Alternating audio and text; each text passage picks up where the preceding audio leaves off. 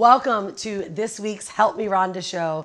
Guys, I'm really excited about today because we often talk about sexy brands, right? Brands that know who they are, what they do and how they do it, and how to take and productize their knowledge and help other entrepreneurs. Well, today my guest is no exception. In fact, he is not only an investor in multiple companies, but he's also been a company developer and a business developer and strategist for other companies to scale, to remove themselves from their company so that they can actually start living the life that they are now wanting to or that they just ever dreamed of. And I tell you, so many entrepreneurs, they don't ever know how to do that. So why don't we go right over to the man, Monty Hooke.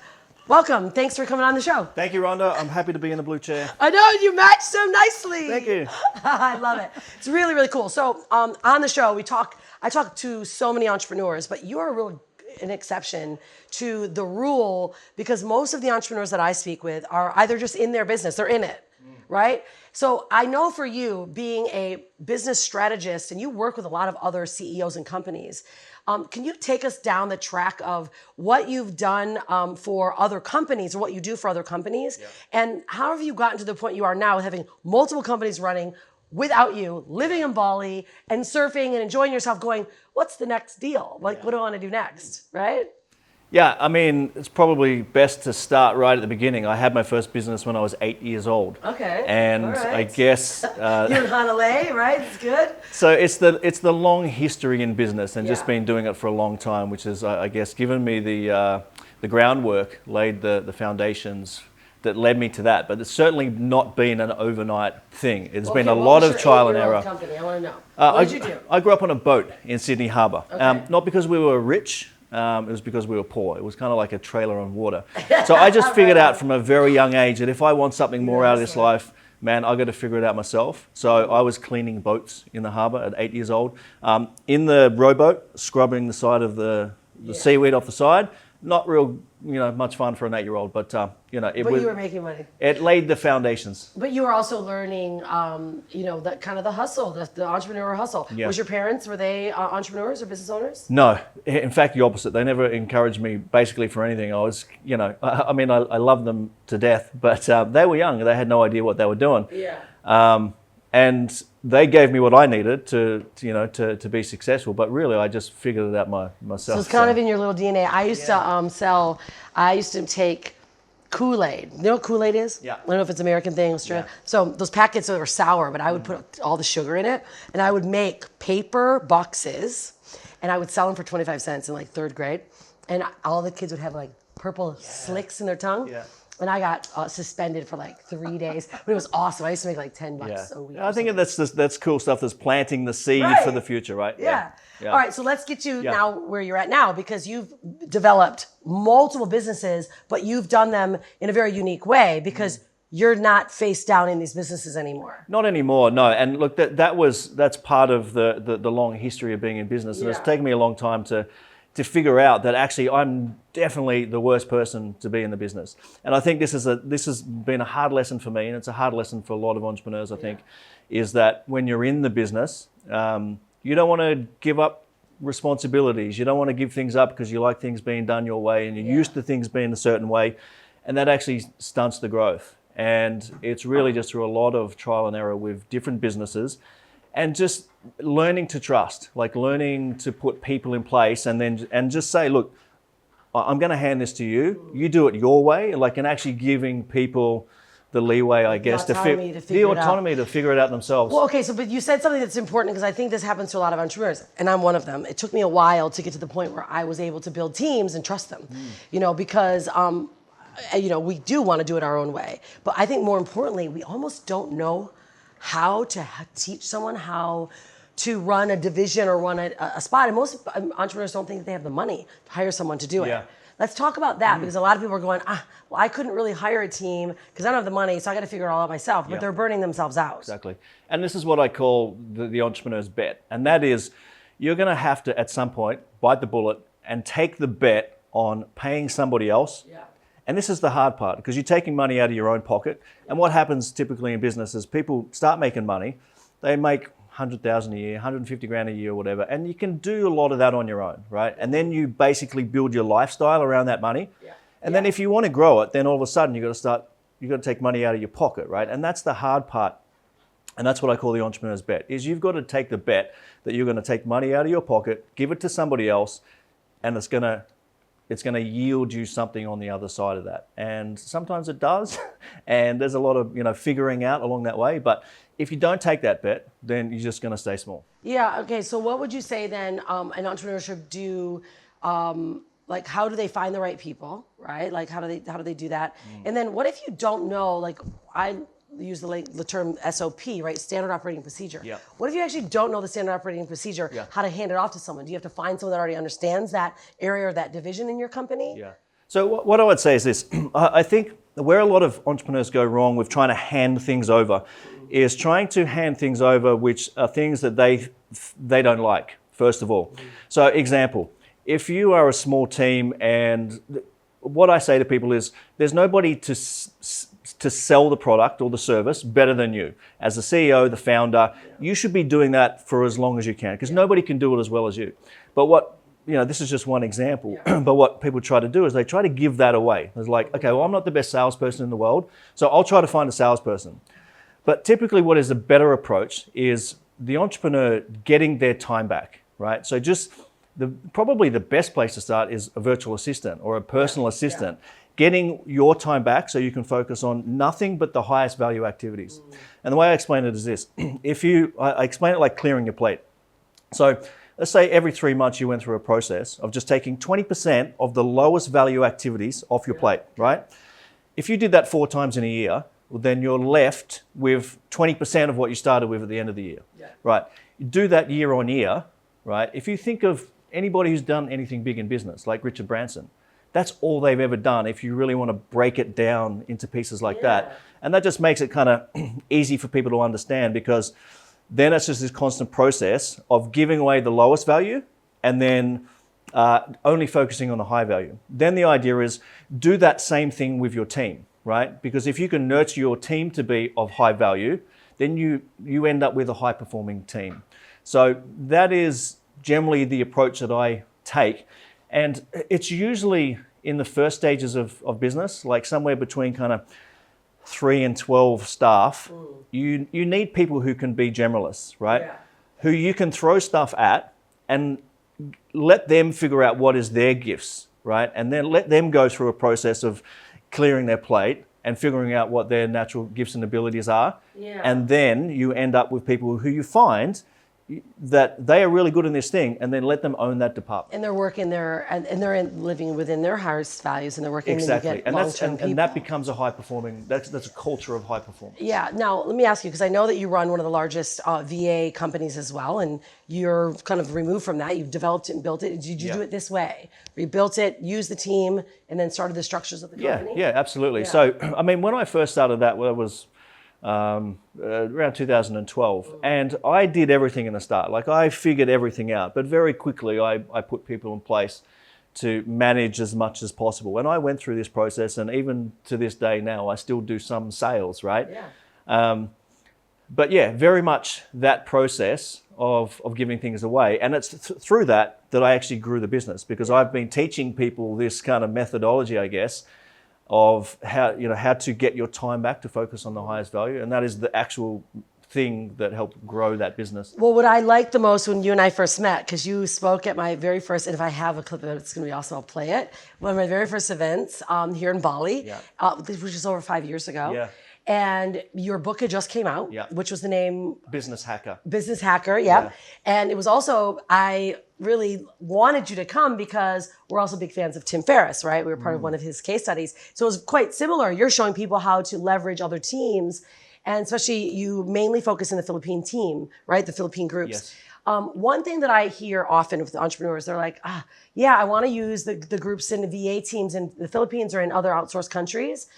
But what happens is many times they then have to be the ones that actually know more about that division. So you're saying put someone that knows more, but usually the VA, you've got to teach the VA. So what if they don't know how to teach them? Where do we go there? And this is a little bit of a tricky part, because what I say to people who are trying to build a team, trying to scale a business, and they're looking to do part of it offshore. Yeah. What I say is, don't try to give a whole department away, right? So don't try to put your sales department or your whole marketing department and give a responsibility of a department away.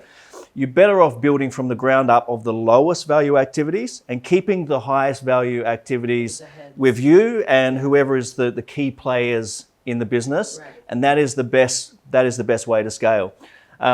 So yeah, when it comes to teaching other people, I think a lot of people struggle with that because they haven't unpacked what they do. Because what we do over the years becomes our unconscious competence, and we don't actually know what we do. How do you do it then? If you want to scale a business, you have to deconstruct that. You have to unpack that, create the SOPs as you said, and you've got to give that away in some way. So at some point in the game, you've got to figure out these SOPs and give it away to somebody. So ideal scenario would be if you can bring somebody in to support you, somebody who's like a project manager, high level enough person who can sit with you and go, hey, what do you do? Let me document everything that you do, and then that becomes a potential way of doing it. I think that's really helpful because I think that's where most people get stuck, wouldn't you say? Yeah. Now, I want to bring in a bit of I call it keeping your finger on the pulse. So yeah, we can do that and pull ourselves out. But being a CEO, I always want my finger on the pulse. Yeah. Now, I don't know if that's my control factor, although I want to get your opinion. I have a goal that no matter what, if I want someone else to sell for me, I also have to be selling. It's probably part of my personality. Like I set a goal, no matter what, if I'm not making 2K a day, I don't sleep. So I know what's going on and who's picking up the offers and who's not and what's the right pitches. Is that something that you recommend CEOs and companies still doing? Or do you just say, no, wipe it off and let them figure it out? No, I agree with you to a certain scale. Okay. And it depends on the business and the size of the business. Yeah. Because there's a limited size that you can get to in terms of being able to do that. And I'm somebody who thinks like you. I like to have my finger on the pulse, and I like to make sure things are still working. And I like the whole Amazon Jeff Bezos thing where they get every staff to do customer service, right? So everybody understands what's happening in the business. And there's also that part of it. And it's me being relatable and humble enough and connected to all the team and all the staff. And I think that's part of it. If I was going to give away all that responsibility, it would be more the case that I'm removing myself as the CEO and I'm putting somebody else in to replace me as that person. And that person I would then expect to be doing what I was doing what you're talking about, having the finger on the pulse. I would be expecting them to do that. Okay, so putting someone in the place of you, it's like a chess game, almost like, removing that. Yeah. Okay, that's good. Now, where are you going now? Like, this is important because you've built so many businesses, you've moved yourself out, you're kind of like floating over, that business is doing well, that's doing well, that one's doing crap, I'm helping these guys. Like, where do you go from there? Yeah. Like, is that kind of your mojo, is just to build and lift? Or where do you find your sexy brand coming in to play? Like, what is your heartstrings going? And this is an interesting one for me because, and on the, you're brilliant in personal brands and all this kind of stuff. And I've been a little bit lazy, I'm going to say, on that regard because I haven't needed to. Because I've had the businesses and people like me can hide behind the business, right? Because I'm very good at creating a business and then getting that to work and then moving on to the next thing. So I don't need to do that. There's no identity there. However, what I've come to learn is that has a limited capability of me being able to have an impact in the world. There's some things that I've learned along the way and some things that I'm passionate about that now I feel more called to share with the world. And I can only do that through building my own personal brand. So for me, I love building businesses, but my focus over the last few years has been more on what I would just say sharpening the axe. So that is me being able to achieve more, but by, you would say, doing less. I'm not doing less. It's just that I'm more focused on my health. I'm more focused on my fitness. I train 2.5 hours a day, when there's not a pandemic and I'm not locked down. So I'm super hyper focused on that. And that has actually been one of the things that has helped me to really drill down on what are my gifts, what I should be focused on and not focused on, and help me remove myself from even more things. So the focus for me now is to almost I feel like I'm starting fresh, right? And I feel like I've got a lot of things to share around peak performance, around this importance of sharpening the axe and being connected to nature and integrating that into business. Because I feel like what I've noticed through this pandemic situation and what's happening in the world is humanity is just disconnected from nature. Totally. And I now feel called to kind of talk about this and integrate this into some of my business and my talk. So I don't think I'm going to move away from building businesses, but I think I'm just going to do them in a slightly different way and me be something of a figurehead for the conversation. Well, what I like about hearing this though, Monty, is I see this often, right? Many will come in and say, I'm building this brand because that's the business. See, but that's really not the way it should be. It should be, I'm building the brand because I'm so connected to the impact that I want to leave. And yeah, there's money, there's jobs, all that's over here, but why put a brand on it if it's not connected to you? And I think that's the key right there. That's like where the sexiness comes from. It's like you're finally going, wait a minute, I've done all this, but now you care enough to use your knowledge and what you've created and bring it out to the world. And that's really why the brand is at the right point. And there's also some courage in that. Like this, you gotta step yourself in. You gotta step in. You're used to stepping out. Exactly, into the bigger version of yourself and put yourself out there in the world. There's definitely some courage that comes with that. And I can see that though. I think this is development because I tell you, the world needs more people like you that have done it, that aren't, because right now there's so many that are going, look what I've done, maybe for 1 year. Right? And then they're the ones teaching. But we need guys like you that go, okay, I've done this. I've built, I've lifted, I've shown teams. Now let me teach you. That's what the world deserves to have. And I think that's what's going to happen right now in the day and age. I'm seeing there's a shift in the marketplace, right? Where I'm almost calling it like the oil and vinegar shift because everything's going to hit the heavy. The heavies are going to go down. And those that rise are the ones that are going to be seen as knowledgeable and have experiences. And my slant on that is that I think there's probably a lot of people in my situation who see what's happening in the world and now feel called to speak up and say something, right?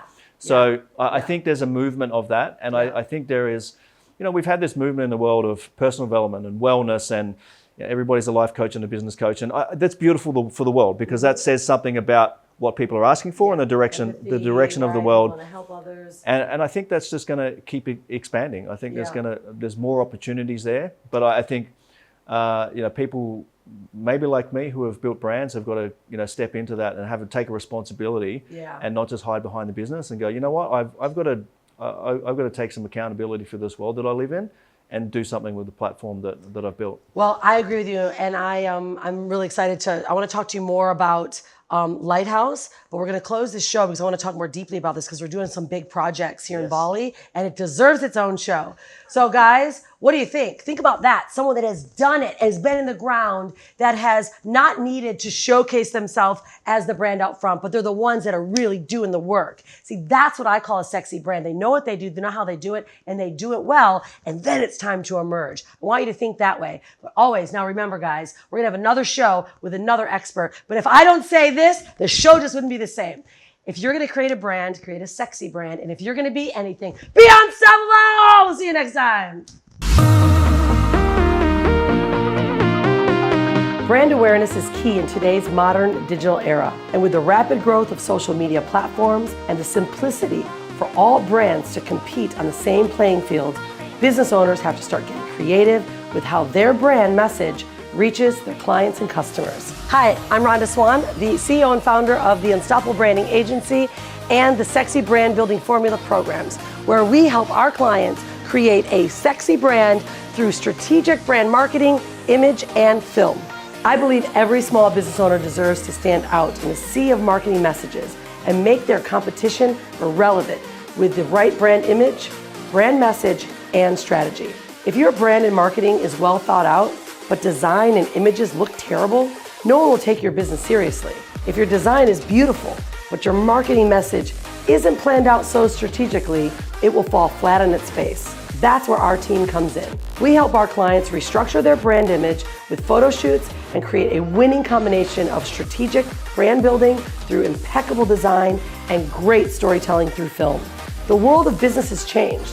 Because of social media, customers and clients are looking for transparency and connection. A business owner can no longer hide behind a website or rely on their services to attract the perfect client. They want realness, and they want to see the truth behind the brand. As you can tell, we do things differently. And if that excites you, I want to invite you to book a consultation or join us at our upcoming VIP branding retreat and let us help you turn your brand into a sexy, profit-making machine.